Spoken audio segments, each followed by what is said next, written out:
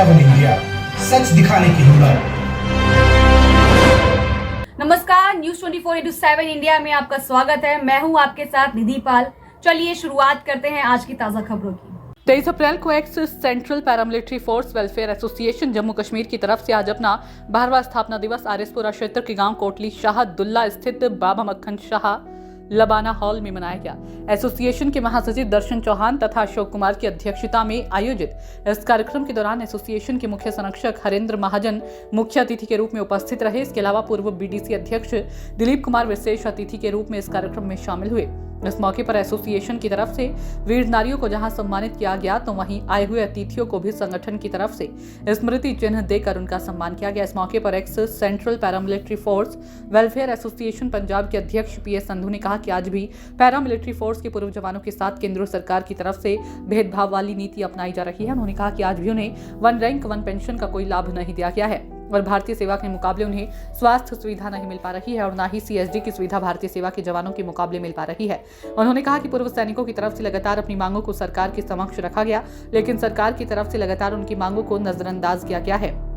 इसके अलावा पूर्व पैरामिलिट्री फोर्स के जवानों की तरफ से समय समय पर मांगों को लेकर नई दिल्ली के जंतर मंतर पर भी धरना दिया गया और सरकार की तरफ से लगातार उन्हें आश्वासन ही दिए गए हैं। इस मौके पर संगठन के महासचिव दर्शन चौहान ने कहा कि x central paramilitary force welfare association का गठन हुए लगभग 12 वर्ष हो गए हैं और आज संगठन की तरफ से 12वां स्थापना दिवस मनाया गया है। उन्होंने कहा कि आज भी नारियों को जहां सम्मानित किया गया है तो वहीं पूर्व जवानों की तरफ से अपनी मांगों को सरकार के समक्ष पहुंचाने का कार्य भी किया गया।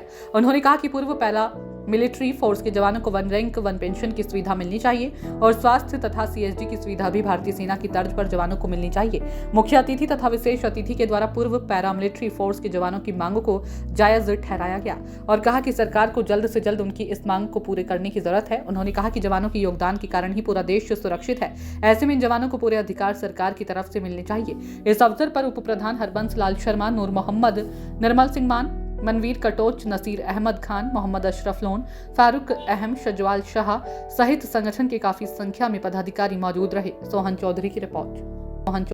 सेंट्रल पैरामिलिट्री फोर्सेस के द्वारा मैं धन्यवाद करता हूं दर्शन जी का और उनकी पूरी टीम का, जिन्होंने एक मजबूत एसोसिएशन बनाई है।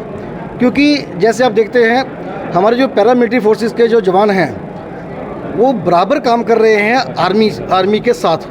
अगर आर्मी अपना काम कर रही है तो उससे कम ये अपना काम नहीं कर रहे, उससे बढ़िया कर रहे हैं। क्योंकि जो पैरामिलिट्री फोर्स है वो बॉर्डर पे भी लड़ती है, वो इंटरनल जो लॉ एंड ऑर्डर भी मेंटेन करती है, वो इलेक्शन भी करवाती है, वो हमारे सिटीज़ के जो हमारे शहरों के जो लॉ एंड ऑर्डर के वो भी मेंटेन करती है।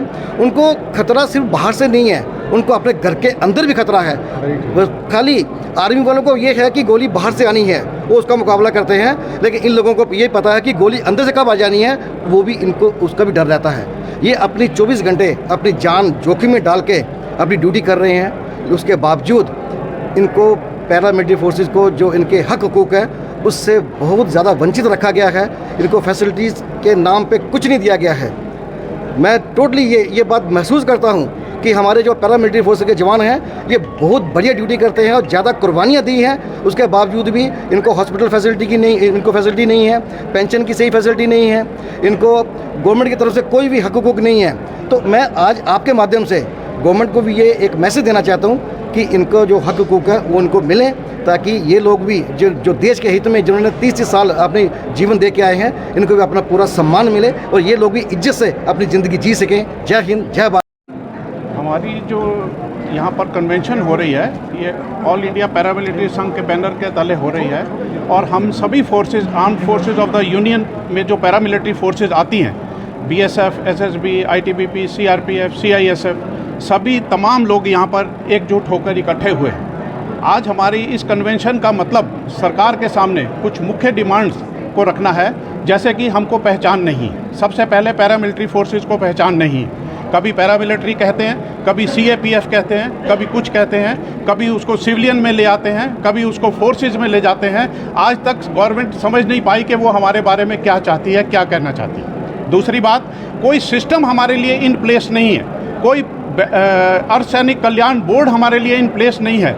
देश के विभिन्न भागों से जो हमारे पैरामिलिट्री के रिटायर्ड कर्मचारी हो जाते हैं, इस समय 70 की अवस्था में, 80 की अवस्था में या उससे ऊपर भी हैं, उनको पता नहीं है, उनके परिवारों को पता नहीं है कि उनको जन्म छोड़ने के बाद उनके परिवारों को कहाँ जाना है, कहाँ जाकर वो अपनी फरियादें रखेंगे, किसको बोलेंगे, क्योंकि कोई सिस्टम ना होने की वजह से वो दर बदर भटकते रहते हैं। आर्मी के लिए सैनिक कल्याण बोर्ड की व्यवस्था की गई है। अभी हरियाणा ने भी सैनिक और अर्धसैनिक कल्याण बोर्ड को इकट्ठा बनाया है, जिससे वो व्यवस्था थोड़ी सी सुधर रही है। लेकिन उसको छोड़कर हमने जहां भी जाकर बात करी, बेशक वो महाराष्ट्र हो, बेशक वो गुजरात हो, बेशक वो राजस्थान हो, बेशक वो वेस्ट बंगाल हो, बेशक वो जम्मू कश्मीर हो, बेशक वो हिमाचल प्रदेश हो, जहां पर भी जाकर हमने इस व्यवस्था के लिए अपने मुख्यमंत्री और अन्य जो केंद्रीय मंत्री उनसे गुहार लगाई, सभी ने ये बोला कि ये जो है डेमोक्रेसी है, डेमोक्रेसी में भीड़ की राजनीति चलती है। आप अपनी भीड़ दिखाइए, आप अपने मेंबरशिप दिखाइए।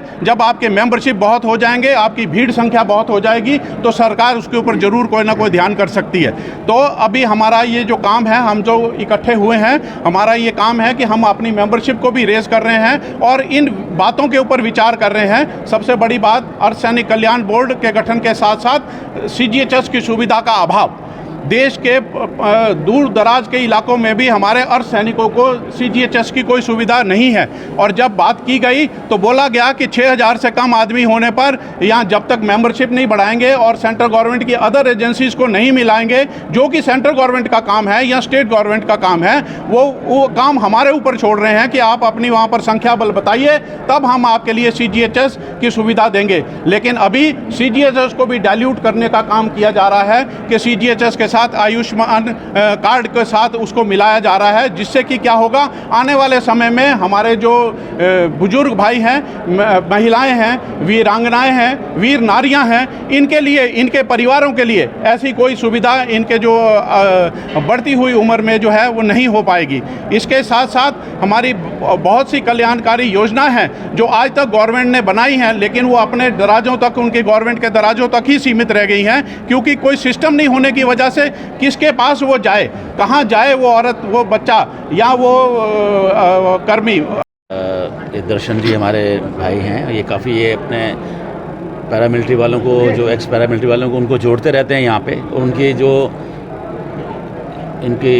जो ये चाहते हैं, जो इनकी डिमांड्स हैं, उनके ये उजागर करते रहते हैं, सबको बताते रहते हैं। और मैं कहता है मैं हर साल ये एक कन्वेंशन करते हैं जहाँ पे कि इनकी जो डिमांड्स हैं वो पूरे इंडिया में पहुँचाए जाएँ, गवर्नमेंट को पहुँचाए जाएँ, अपने सेक्रेटरीट में पहुँचाए जाएँ कि भाई हमें क्या चाहिए और क्या हमें मिलना चाहिए जो कि नहीं मिल पा रहा है। देखिए, जो पैरामिलिट्री फोर्सेज हैं, जैसे कि सर ने कहा कि 70% कुर्बानियाँ उनकी हैं। वो छत्तीसगढ़ में माओवाद से वो लड़ रहे हैं, बॉर्डर पे वो लड़ रहे हैं, हमारे इंटरनल JNK में वो लड़ रहे हैं, हर जगह मतलब उनका कहीं पे भी योगदान कहीं किसी से भी कम नहीं है, हम अगर कहें तो। मगर उनकी जो सुविधाएं हैं वो मेरे को लगता है उस हिसाब से इनको नहीं मिल पा रही हैं जिस हिसाब से मिलनी चाहिए। मेरे ख्याल से कोई गवर्नमेंट को जितनी भी इनको सुविधाएं हैं, डिमांड्स हैं, कोई ऐसा नहीं है कि पूरी करने में कोई प्रॉब्लम हो सकती है। मेरे ख्याल से उससे भी ज़्यादा बढ़ चढ़ के गवर्नमेंट को इनके लिए फैसिलिटीज़ देनी चाहिए, इनको ये महसूस कराना चाहिए कि भी आपका नहीं है। क्योंकि मेरे को तो पता है इनका फैमिली स्टेशन तक नहीं होता CRPF वालों का, क्योंकि वो कभी साउथ में, कभी ईस्ट में, कभी वेस्ट में उनको घुमाते रहते हैं। मगर बट फैसिलिटीज़ उस हिसाब से कम है। ये मैं दर्शन जी का धन्यवाद करता हूँ कि वो हर बार मेरे को यहाँ पे बुलाते हैं और अपनी कन्वेंशन का हिस्सा बनाते हैं। तो बट इनकी डिमांड बहुत जेन्युइन है। शुक्रिया। आज जो कोटली शाह दौला में, आरसपुरा में जो Jammu and Kashmir welfare association ने सम्मेलन रखा है, इस सम्मेलन में आज सभी के इकट्ठे होने का ये मकसद है कि हम लोगों ने रिटायर्ड सेंट्रल पैरामिलिट्री फोर्स के जवानों ने या उनके परिवारों ने ये फैसला करना है कि हम गवर्नमेंट के साथ कैसे मुकाबला करें, क्योंकि हमारी जो 15 साल से पेंडिंग मुद्दे हैं वो अभी तक सेंट्रल गवर्नमेंट ने उनको अप्रूव नहीं किया है। और जिसकी वजह से हमारे पैरामिलिट्री फोर्स के जवानों का और उनके परिवारों का मोराल जो है वो बहुत डाउन है।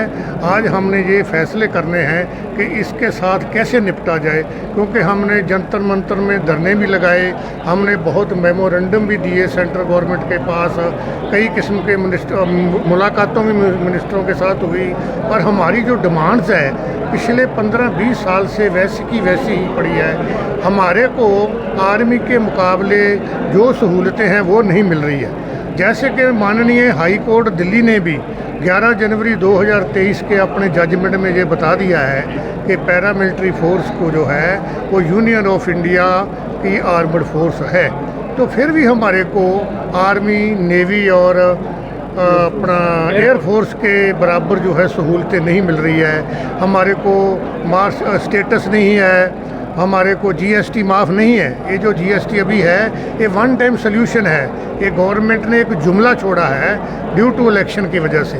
एक्चुअली जीएसटी का कोई लेना देना नहीं है, हमारे को सीएसडी कैंटीन फैसिलिटी मिलनी चाहिए।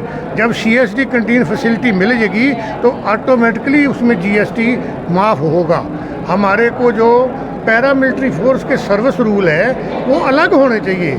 हमारी सबसे पहली डिमांड ये है, जब हमारे पैरामिलिट्री फोर्स के सर्विस रूल सेपरेट बन जाएंगे तो हमारे को सब चीज़ें लागू हो जाएगी। अभी हमारे को सिविलियन डिक्लेयर किया गया है, सीसीएस रूल लागू होते हैं, हम सिविलियन नहीं हैं, हम बेल्ट फोर्स हैं, 24 आवर्स बॉर्डरों में ड्यूटी करते हैं। हम ड्यूटी करते हैं तभी हिंदुस्तान की पब्लिक आराम से सोती है और अपने कारोबार करती है। अगर हम ड्यूटी ढंग से नहीं करते तो फिर कैसे पब्लिक सोएगी। फिर गवर्नमेंट को ये तो ध्यान रखना चाहिए कि जब 24 आवर्स मी हो, जक्खड़ हो, अंधेरी हो, रण कच्छ का एरिया हो, मिलिटेंसी का एरिया हो, कितने जवान शहीद होते हैं हमारे।